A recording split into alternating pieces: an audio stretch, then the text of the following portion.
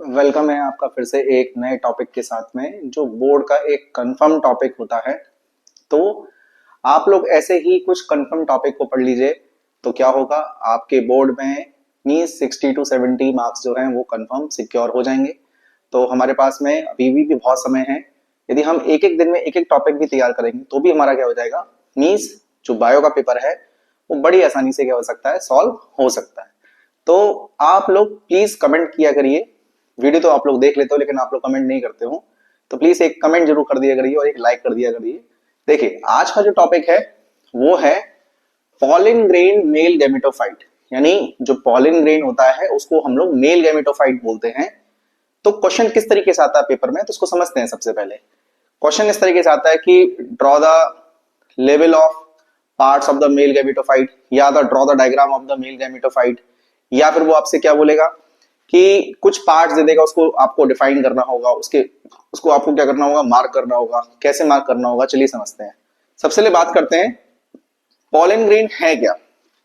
Pollen grain होता है male gametophyte, यानी ये गैमीट्स होता है मेल फ्लावर का, जिसकी पास होते हैं 20 मीन्स जो एक तरीके से आप ये कह सकते हो कि इसके पास में बिल्कुल जस्ट हाफ क्रोमोसोम होते हैं। यानी एक हेप्लॉइड क्रोमोसोम का सेट होता है इसके पास में, और ये हेप्लॉइड क्रोमोसोम के सेट से ही क्या करता है, जब एक और हेप्लॉइड क्रोमोसोम जो फीमेल के पास होता है उसके साथ फ्यूज करता है तो क्या होता है, जाइगोट का फॉर्मेशन होता है। तो देखिए सबसे पहले इसकी शेप क्या है। जनरली जितने भी माइक्रोस्पोर होते हैं, इसे माइक्रोस्पोर भी कह सकते हैं हम लोग, जितने भी आपके माइक्रोस्पोर होते हैं उनका जनरली जो शेप होता है वो स्पेरिकल शेप होता है, लेकिन जरूरी नहीं हर बार स्पेरिकल ही हो, ये चेंज भी हो सकता है। साइज की बात करते हैं तो 25 से 50 माइक्रोन मीटर में होता है। यहाँ पे एमएम लिखा है तो इसका मतलब आप ये नहीं समझ लीजिएगा मिलीमीटर है, ये माइक्रोन मीटर है। माइक्रोन मीटर में इसका साइज होता है, और ये माइक्रोन ऐसे, तो ये माइक्रोन मीटर में इसका क्या होता है, ये साइज होता है 25 to 50 माइक्रोमीटर इसका जो है वो मीस साइज है, इसकी मीस डायमीटर है इसकी। अब इसकी एक स्पेशल क्वालिटी होती है। देखिए जो पॉलन होता है वो मान के चलिए आज अपने एंथर से रिलीज हुआ, अब पता नहीं कब तक पहुंचेगा, कहां पहुंचेगा, स्टिग्मा तक पहुंचेगा। तो हो सकता है उसका सामना किससे हो, किसी एसिडिक कंडीशन से हो, किसी बेसिक कंडीशन से हो सकता है कि बहुत वो लो टेम्परेचर में चला गया वो हो सकता है बहुत हाई टेम्परेचर में चला गया हो। तो इससे प्रोटेक्शन के लिए किसी भी मेल गैमेटोफाइट के पास में लेयर्स होती हैं, और कितनी लेयर्स होती हैं, 2 लेयर होती हैं। एक लेयर होती है बिल्कुल बाहर की तरफ आपको दिख रही होगी रफ जैसी, ये जो है इसका नाम होता है एक्साइन, EXINE एक्साइन। और जो एक और लेयर होती है अंदर की तरफ उसका नाम होता है इंटाइन। तो उसका मतलब क्या है, माइक्रोस्पोर के पास में 2 लेयर हैं, एक होती है एक्साइन और एक होती है इंटाइन। तो हम लोग डिस्कस करेंगे एक्साइन के बारे में, और दूसरा हम डिस्कस करेंगे किसके बारे में, इंटाइन के बारे में। तो चलिए सबसे पहले बात करते हैं एक्साइन क्या है। एक्साइन एक बहुत हाईली रेजिस्टेंट ऑर्गेनिक मटेरियल से बनी हुई लेयर होती है। बहुत हाईली ऑर्गेनिक रेजिस्टेंट मटेरियल है ये, और उसका नाम क्या है, स्पोरोपोलिन। लीजिए आपका एक एमसीक्यू तैयार हो गया कि एक्साइन का केमिकल नेचर क्या होता है। आपकी देखिए आपकी प्रैक्टिकल भी चल रहे होंगे इस समय, तो प्रैक्टिकल में भी जो एक्सटर्नल एग्जामर होता है वो भी आपसे क्या करता है, यही क्वेश्चन करता है कि इसका केमिकल नेचर क्या होता है। तो इसका केमिकल नेचर क्या है, स्पोरोपोलिन से बनी होती है। अब क्वेश्चन आता है कि स्पोरोपोलिन क्या काम करता है, what is the function of the sporopollenin. तो देखिए प्रोटेक्ट फ्रॉम हाई टेम्परेचर से बचा रही है ये। सेकेंड, किसी भी एसिडिक कंडीशन से बचाती है। थर्ड, किसी भी एल्कलाइन नेचर से इसको बचा लेती है। किसको बचाती है, पॉलन ग्रेन को बचाती है। किसी भी एंजाइम इसको डिग्रेड नहीं कर सकता, इसको डिकम्पोज नहीं कर सकता। तो इसका मतलब है कि कितनी सोच सकते हो आप, कितनी हाईली रेजिस्टेंट मटेरियल की बनी होती होगी। एक और मैं आपको एक इंपॉर्टेंट बात बताता हूं, वो इंपॉर्टेंट बात क्या है, फॉसिल्स। आपको पता होना चाहिए पॉलेंस जो होते हैं वो कई बार 500 साल, 1000 साल, या हो सकता है 10,000 साल तक भी क्या होते हैं, मिट्टी के नीचे मींस सेफ बने रहते हैं। तो आप सोच सकते हो कि ये फॉसिल्स तक में क्या होते हैं, ये प्रिजर्व हो जाते हैं। तो किसकी वजह से प्रिजर्व होते हैं, सिर्फ स्पोरोपोलिन की वजह से ये प्रिजर्व होते हैं। क्लियर। अब देखिए यदि स्पोरोपोलिन पूरे स्ट्रक्चर में प्रेजेंट होगा, देखिए क्या यहां पे देखिए सभी जगह ये प्रेजेंट है, तो आप कहेंगे यस, लेकिन ऐसा नहीं है।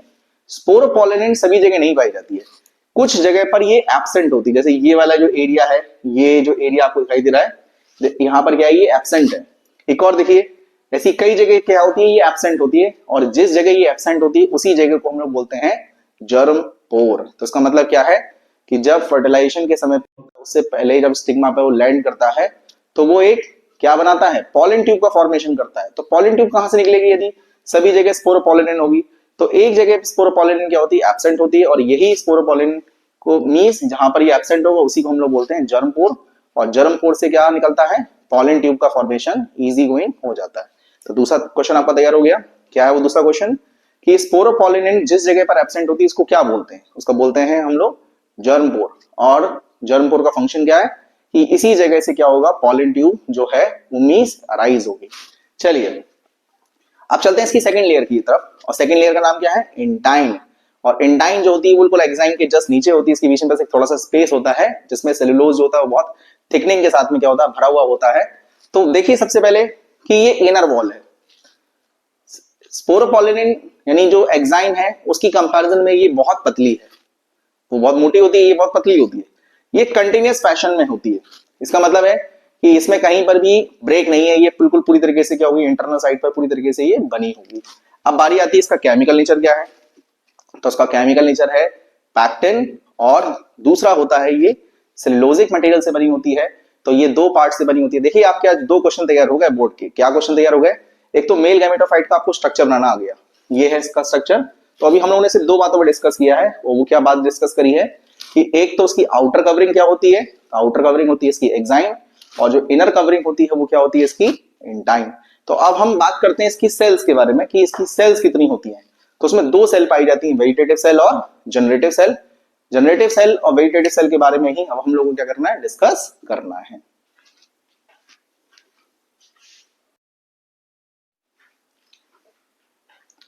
चलिए डिस्कस करते हैं इसकी दो सेल के बारे में कि दो कौन सी दो सेल होती हैं। तो किसी भी पॉलिन ग्रेन के पास में दो सेल होती हैं। कौन कौन सी दो सेल होती हैं, एक आपको देखिए इस डायग्राम में आपको एक बहुत बड़ी सी सेल दिखाई दे रही होगी अंदर की तरफ, ये देखिए पूरी की पूरी। तो ये एक बड़ी सेल होती है जिसे कहते हैं हम लोग वेजिटेटिव सेल, और इसके एक नीचे एक सेल होती है, इसको बहुत छोटी होती है इसकी कंपैरिजन में, तो उसे कहते हैं जनरेटिव सेल। तो आपको देखिए एक चीज याद हो गई होगी, क्या है वो चीज, कि कोई भी माइक्रोस्पोर होता है वो कितनी सेल से मिलकर बना होता है, तो ये बना होता है दो सेल से। पहली सेल का नाम होता है वेजिटेटिव सेल जो साइज में बहुत बड़ी है, और दूसरा होता है जनरेटिव सेल जो साइज में क्या है, बहुत छोटी है। अब देखिए सबसे पहले डिस्कस करते हैं हम लोग वेजिटेटिव सेल्स के बारे में कि वेजिटेटिव सेल में ऐसा क्या क्या चीजें होता है जिसकी वजह से ये की साइज में बड़ी होती है। तो देखिए सबसे पहले तो साइज में बहुत बड़ी है, और इसके पास में रिजर्व फूड मटेरियल की बहुत क्वांटिटी होती है। रिजर्व फूड मटेरियल की होने की क्वांटिटी की एक वजह है, देखिए माइक्रोस्पोर क्या करता है, अपने साथ अपना नरिशमेंट लेके खुद चलता है, पता नहीं खाना पीना मिला कि नहीं मिला, कि भैया उसको स्टिग्मा के पास लैंड होना है, 2 दिन भी लग सकते हैं, 5 दिन भी लग सकते हैं, 10 दिन भी लग सकते हैं, कितने दिन भी लग सकते हैं। तो उससे पहले क्या है कि अपना रिजर्व फूड मटेरियल पहले ही क्या कर लीजिए, रख लीजिए। लेकिन ऐसा नहीं होता है, जैसे एक पेड़ का मैं आपको बताता हूं, राइस और वीट। राइस और वीट में यदि पॉलन 30 मिनट्स के अंदर स्टिग्मा तक नहीं पहुंचा तो क्या करेगा, उसका जो वायबिलिटी है वो खत्म हो जाएगी। लेकिन ये कुछ ही पेड़ों में लिमिटेड होती है, लेकिन कई पेड़ों में क्या होता है 30-30 महीने तक की, नहीं आप मान लीजिए 30 डेज तक की भी हो सकती है, 1 मंथ की भी होती है, किसी में कुछ 6 मंथ की भी होती है, according to the means condition क्या है उसकी वेजिटेटिव सेल की। तो देखिए एक और मैं आपको एग्जांपल बताता हूँ, रोजेसी एंड सोलेनेसी फैमिली जो होती है उसमें कम से कम 1 महीने तक भी जो पॉलिन होता है वो बड़ी आसानी से क्या कर सकता है, लैंड कर सकता है, और उसको कुछ भी नहीं होगा। लेकिन यदि आपका वीट में और राइस में यदि 30 मिनट्स के अंदर लैंड नहीं किया तो क्या हो जाएगा, उसकी वायबिलिटी खत्म हो जाएगी। तो बात समझ आई कि वेजिटेटिव सेल का मेन काम क्या है, कि मींस पॉलिन ग्रेन को नरिशमेंट प्रोवाइड करना, कब तक, जब तक कि वो स्टिग्मा के ऊपर प्रॉपरली तरीके से लैंड ना हो जाए, और उसके बाद में वो अपना पॉलिन ट्यूब का फॉर्मेशन ना कर ले। अब देखिए इसकी एक वजह और है, इसमें लार्ज न्यूक्लियस पाया जाता है, वो भी कैसा होता है, इर्रेगुलर शेप का होता है। यहाँ पे एक एमसीक्यू छुपा हुआ है, वेजिटेटिव सेल का जो न्यूक्लियस होता है वो किस शेप का होता है, तो उसका आंसर है, एक एमसीक्यू है ये, इर्रेगुलर शेप का न्यूक्लियस होता है, और वो भी कैसा होता है, साइज में बड़ा होता है। देखिए आपको दिख रहा होगा यहाँ पर ये इर्रेगुलर शेप का है। अब चलते हैं सेकंड सेल की तरफ। सेकंड सेल क्या है, जनरेटिव सेल। और जनरेटिव सेल जो होती है वो छोटी होती है, देखिए डायग्राम में आपको दिख रहा होगा, जनरेटिव सेल जो है वो वेजिटेटिव सेल की कंपैरिजन में बहुत छोटी है। अब देखिए ये फ्लोट करती है साइटोप्लाज्म में, लेकिन किसकी साइटोप्लाज्म में फ्लोट करती है, ये वेजिटेटिव सेल के साइटोप्लाज्म में फ्लोट करती है। आपका खुद का साइटोप्लाज्म नहीं होता है ये इसका, वो वेजिटेटिव सेल के साइटोप्लाज्म में क्या करती है, ये फ्लोट करती है। और फ्लोट करते समय इसकी शेप जो होती है वो स्पिंडल शेप होती है। और स्पिंडल शेप के साथ साथ क्या होता है, इसमें साइटोप्लाज्म जो होता है, जो वो कैसा होता है, इसमें बहुत अंदर की तरफ जो होता है वो डेंस साइटोप्लाज्मिक होता है। और डेंस साइटोप्लाज्म के साथ में क्या होगा, एक छोटा सा इसके अंदर न्यूक्लियस होगा। अब जनरेटिव सेल के अंदर क्या होगा, न्यूक्लियस है तो डेफिनेटली बात है कि इसके पास में क्या है, जेनेटिक इंफॉर्मेशन है किसकी, मेल गैमेटोफाइट की, वो भी आधी, यानी हैप्लॉइड इंफॉर्मेशन है किसकी, मेल गैमेटोफाइट की।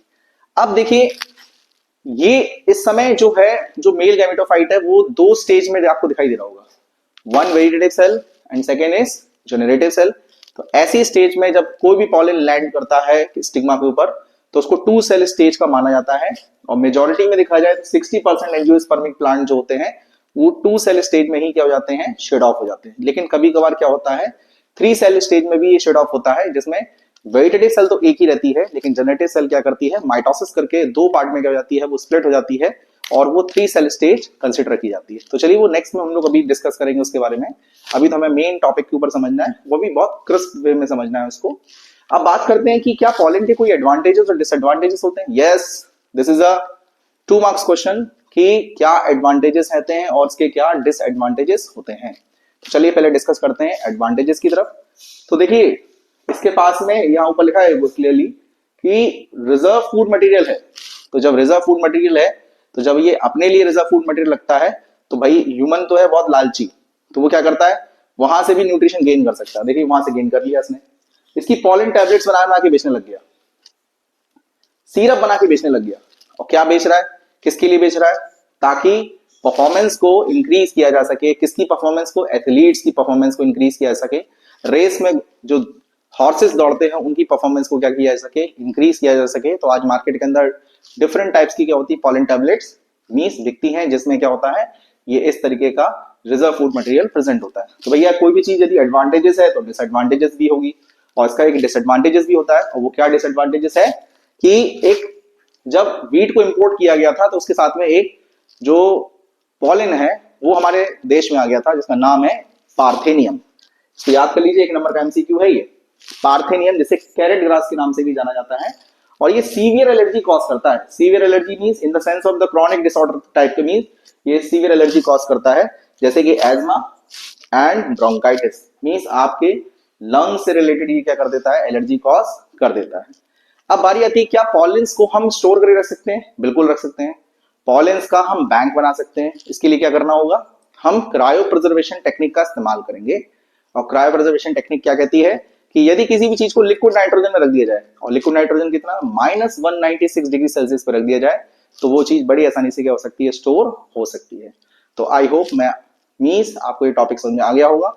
और प्लीज एक शेयर जरूर करिए, कमेंट किया करिए और लाइक भी किया करिए। Thank you.